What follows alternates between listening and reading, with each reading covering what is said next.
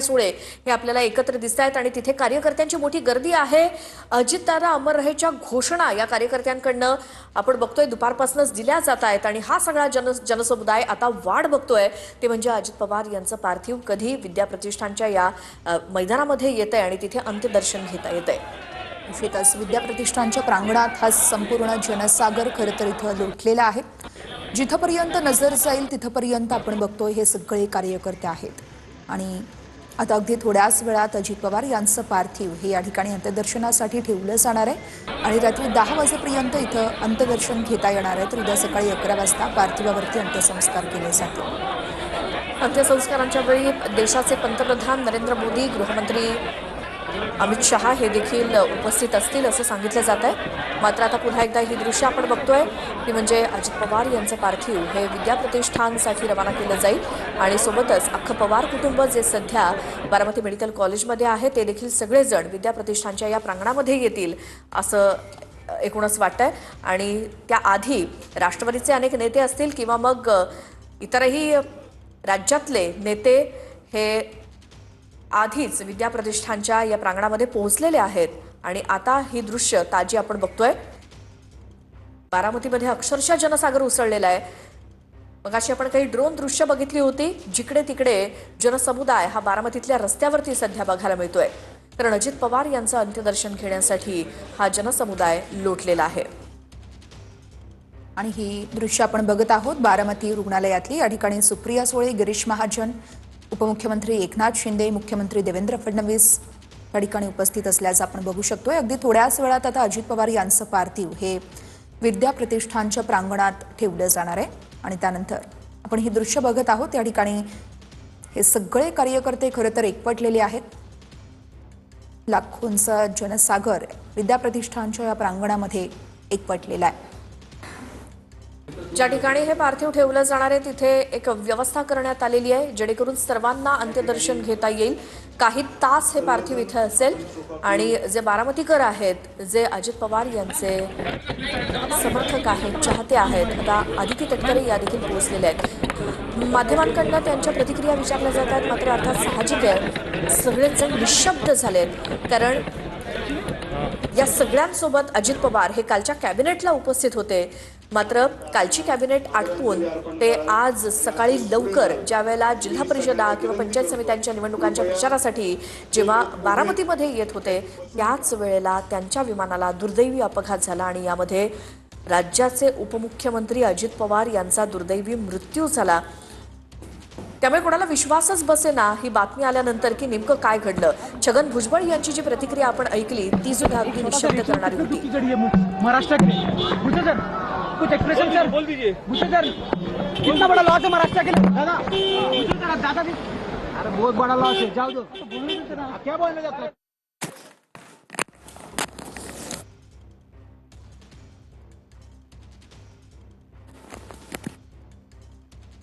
मार डालने चले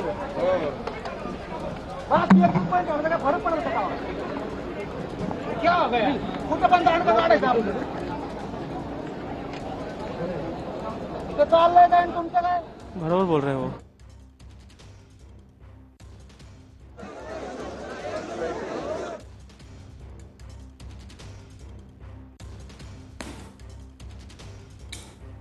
तर सायंकाळी 5 वाजल्यापासून आता दादांच्या पार्थिवाचं अंत्यदर्शन हे घेता येणार आहे। तर ज्या ठिकाणी दादांचं पार्थिव ठेवण्यात आलंय त्या हॉस्पिटलमध्ये आपण पाहतो की मुख्यमंत्री देवेंद्र फडणवीस, उपमुख्यमंत्री एकनाथ शिंदे, सुप्रिया सुळे या ठिकाणी आहेत। सुनेत्रा पवार यांचं दुःख हे शब्दात व्यक्त न करण्यासारखं या सगळ्यामध्ये त्यांनी आपला पती गमावलेला आहे। दादांची अशा ही अकाली एक्झिट ही सगळ्यांना चटका लावणारी, त्यामध्ये पवार कुटुंबियांचं दुःख हे कुणी समजू शकणार नाही। मुख्यमंत्री उपमुख्यमंत्र्यांकडनं सांत्वन केलं जातंय। या ठिकाणी मुख्यमंत्र्यांनी सकाळी जी प्रतिक्रिया दिली त्यामध्ये मी एक दिलदार मित्र गमावला, दमदार मित्र गमावला अशी प्रतिक्रिया त्यांनी दिली होती। तर उपमुख्यमंत्री एकनाथ शिंदे यांनी आपण एक मोठा भाऊ, एक मार्गदर्शक गमावला अशी प्रतिक्रिया दिलेली आहे। प्रतिष्ठानच्या प्रांगणामध्ये दादांचं पार्थिव हे अंत्यदर्शनासाठी आता ठेवलं जाणार आहे.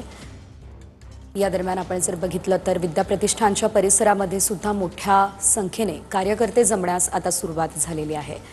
दादांच्या पार्थिवाचं अंत्यदर्शन घेण्यासाठी हे सर्व कार्यकर्ते या ठिकाणी जमलेले आहेत. आज संपूर्ण महाराष्ट्रावर शोककळा पसरलेली आहे. दादांच्या पार्थिवाचं अंतिम दर्शन घेण्यासाठी आता एक विशिष्ट अशी व्यवस्था सुद्धा करण्यात आलेली आहे, जेणेकरून प्रत्येकाला दादांच्या पार्थिवाचं अंत्यदर्शन घेता येईल. मात्र ही दृश्य आपण पाहतोय, हे दुःख सुनेत्रा पवार यांच्या चेहऱ्यावर आपण पाहू शकतोय. सुनेत्रा पवार यांचं सांत्वन करण्यासाठी या ठिकाणी मुख्यमंत्री आणि उपमुख्यमंत्री या ठिकाणी उपस्थित आहेत. सुनेत्रा पवार अजित पवार यांच्या नेहमी सोबत राहिलेल्या आणि ज्या ज्या वेळेला म्हणजे अगदी संघर्षाचा काळ असो किंवा कोणताही निर्णय घेणं असो, सुनेत्रा पवार नेहमीच अजित पवार यांच्या पाठीशी राहिल्या, अगदी त्यांच्या सावली बनून राहिल्या. त्यानंतर सुनेत्रा पवारांचा राजकीय प्रवास असो किंवा राजकीय पदार्पण असो, अजित पवारांनी त्यांना नेहमीच साथ दिली. अगदी राष्ट्रवादी काँग्रेसमध्ये म्हणजे पवारांपासून फारकत घेतल्यानंतर सुद्धा अजित पवारांनी जे जे निर्णय घेतले त्या निर्णयांमध्ये सुनेत्रा पवार त्यांच्या पाठीशी ठामपणे उभ्या राहिल्या होत्या. आज जेव्हा त्यांनी राजकीय कारकीर्द सुरू केलेली आहे, अशा वेळेला दादांनी एक्झिट घेतलेली आहे आणि या सगळ्या राजकीय प्रवासात अर्ध्या वाटेवर दादा सुनेत्रा पवारांना सोडून गेले. अजित पवार यांची ही एक्झिट सगळ्यांना चटका लावणारी आज सकाळपासूनच महाराष्ट्रामध्ये या सगळ्या बातमीने हळहळ व्यक्त केली जात आहे. हजारो कार्यकर्ते सध्या बारामतीमध्ये या ठिकाणी दाखल झालेले आहेत. प्रत्येकालाच या ठिकाणी दादांचं अखेरचं दर्शन घ्यायचं आहे. त्यासाठी राज्याच्या कानाकोपऱ्यातून कार्यकर्ते या ठिकाणी दाखल झालेत. तर अजित पवार यांची ही एक्झिट प्रत्येकाला धक्कादायक होती आणि संपूर्ण महाराष्ट्रामध्ये आपण पाहतोय शोकाकुल वातावरण. अजितदादांच्या या दुःखद निधनाबद्दल पंतप्रधान नरेंद्र मोदींनीही शोक व्यक्त केला. मात्र ही गर्दी आपण पाहतोय, विद्याप्रतिष्ठानच्या प्रांगणामध्ये हा जनसागर लोटलेला आहे. अजित पवार यांच्या अंत्यदर्शनासाठी हे सर्व कार्यकर्ते या ठिकाणी आलेले आहेत. आज सकाळपासूनच या कार्यकर्त्यांची गर्दी बारामतीमध्ये झालेली आहे. आज सकाळी बारामतीमध्येच म्हणजे एक विचित्र योगायोग आपण या ठिकाणी म्हणूयात की दादा आणि बारामती हे एक वेगळं नातं आहे. इतर सगळ्या नेत्यांना कोणीतरी दादासाहेब, भाऊसाहेब अशी विशेषणं लावत असतात. मात्र अजित पवारांना फक्त अजितदादा असंच म्हटलं जात होतं. कधीही अजितदादांच्या समोर अजितदादा साहेब असं कधीच लागलं नाही आणि ते सुद्धा अजितदादा नेहमीच गमतीनं सुद्धा म्हणत होते.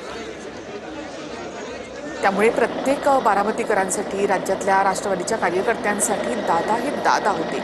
खऱ्या अर्थानं निर्णय घेणारे असे हे दादा. तर बारामतीमध्ये एक एक करून आता नेते दाखल होत आहेत, त्याची ही दृश्य आपण या ठिकाणी पाहतोय.